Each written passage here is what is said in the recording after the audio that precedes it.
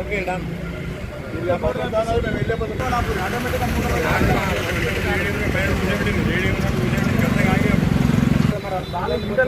మీరు కూడా మాకు కొద్దిగా మద్దతు చేస్తే మేము అందరం పట్టుకొని అర్థం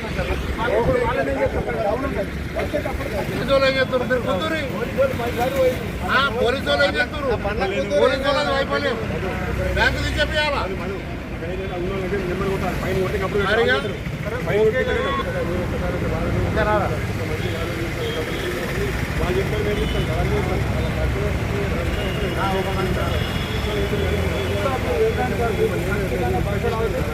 ఏ పార్టీ ఆటోమేటిక్గా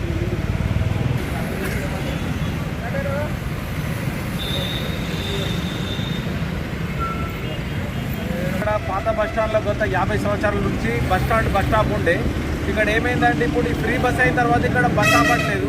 గత ప్రభుత్వంలో ప్రతి ప్రభుత్వంలో బస్ ఆగింది. ఇప్పుడు ఈ ప్రభుత్వం వచ్చిన తర్వాత ఎన్నిసార్లు మొరేపుకున్న డిఎం గారికి కానీ ఇవాళ ఆర్ఎం గారికి కూడా ఫోన్ చేశాము. ఆపుతా అనుకుంటే ఇక్కడ బస్ స్టాప్ చాలా ఇబ్బంది అవుతుంది. ఇక్కడ గోదాం కాడనేమో స్పేస్ తక్కువ ఉన్న కాడనేమో ఆపుతున్నారు, ఇక్కడ ఇంత స్పేస్ ఉన్న కాడ ఆపట్లేదు. దయచేసి ప్రజలకు మా వ్యాపారస్తులకు ఆర్టీసీ వాళ్ళు సహకరించాలి, వాళ్ళకు మేము కూడా సహకరిస్తాము. దయచేసి కంపల్సరీ ఈ రోజు నుండి కంపల్సరీ బస్ ఆపాలని చెప్పి మా పాత బస్ స్టాండ్ వ్యాపార వాణిజ్య సంఘం.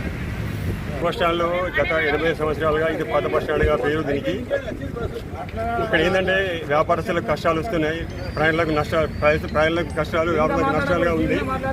80 సంవత్సరాలు ఉన్న పాత బస్ స్టాండ్ను కొన్ని నిర్లక్ష్యం వల్ల బస్సు రాకుండా అయింది. ఇక్కడ వ్యాపారస్తులకు నష్టం జరుగుతుంది. కావున డిపో మేనేజర్ కానీ ఆర్ఎంఐ నిర్ణయించమని ఏంటంటే మీరు ఖచ్చితంగా ఇక్కడ బస్సులు ఆపి వ్యాపారస్తులకు ప్లేస్ ప్రయాణికులకు లాభం చేకూర్చాలని కోరుతున్నాము.